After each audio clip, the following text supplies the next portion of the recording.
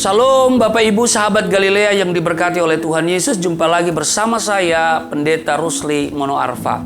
Saudara, dalam Yehezkiel pasalnya yang ke-33 ayat 19, di sana dikatakan kalau orang fasik bertobat dari kefasikannya dan ia melakukan keadilan dan kebenaran, ia pasti hidup karena itu. Saudara, sejak manusia pertama jatuh ke dalam dosa, maka sejak itu pula dosa dan tabiat dosa mengikuti dan menjadi bagian dalam diri manusia, sehingga setiap manusia dilahirkan ke dalam dunia ini dengan segala kecenderungan hati untuk selalu melakukan kejahatan. Saudara bisa baca dalam Kejadian pasal 6 ayat yang ke-5. Di sana dikatakan ketika dilihat Tuhan bahwa kejahatan manusia besar di bumi dan bahwa segala kecenderungan hatinya selalu membuahkan kejahatan semata-mata. Nah, Daud menyadari hal ini dan karena itu ia berkata di dalam Mazmur 51 ayat yang ke-7, sesungguhnya dalam kesalahan aku diperanakan, dalam dosa aku dikandung ibuku. Jadi saudara-saudara, sesungguhnya kita ini adalah manusia berdosa yang pantas untuk menerima hukuman. Namun kita patut bersyukur kepada Allah Bapa kita yang oleh karena kasih-Nya menganugerahkan putranya, yaitu Yesus Kristus, untuk mati di salib bagi setiap kita. Darah Kristus mendamaikan kita dengan Allah. Kita tidak lagi menjadi seteru Allah. Kristus telah memikul dosa kita di dalam tubuhnya di kayu salib, supaya kita yang telah mati terhadap dosa bisa hidup untuk kebenaran.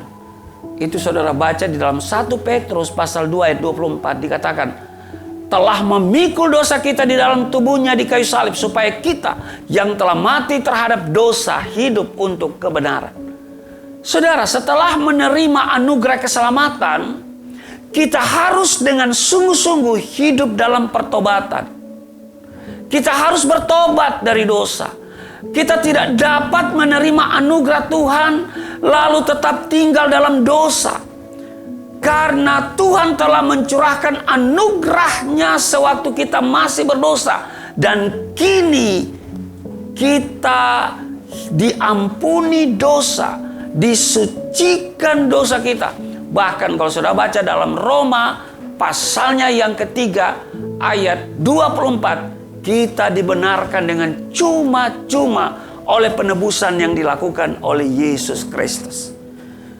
Sahabat Galilea yang diberkati oleh Tuhan Yesus, hidup dalam pertobatan itu adalah suatu perintah, bukan sekedar himbauan. Kita harus dengan sadar meninggalkan dan menolak segala perbuatan dosa. Karena itu, mari cermati hidup kita. Perhatikan dengan saksama bagaimana kita hidup.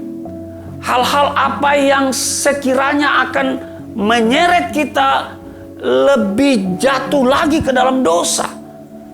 Apakah lingkungan?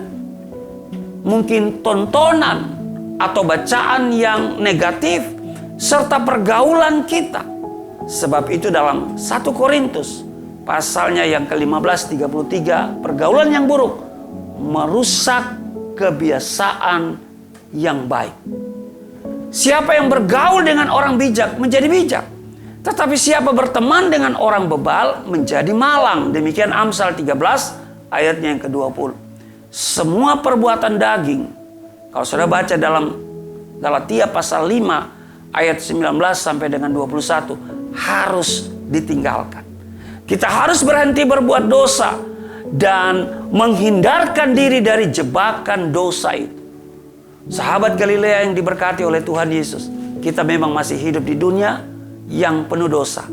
Namun kita harus memilih untuk hidup sesuai dengan kehendak Tuhan setiap hari. Karena pertobatan tidak dapat dilakukan hanya sekali seumur hidup, melainkan suatu proses yang terus-menerus dalam hidup kita. Karena itu program Sahabat Galilea bisa menjadi satu dari sekian solusi bagi setiap saudara untuk mendampingi saudara supaya saudara selalu hidup di dalam pertobatan yang sungguh-sungguh kepada Tuhan.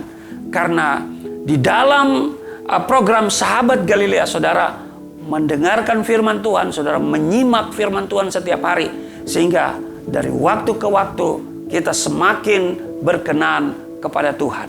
Jika kita tidak sungguh-sungguh bertobat, Alkitab mengatakan kita akan binasa.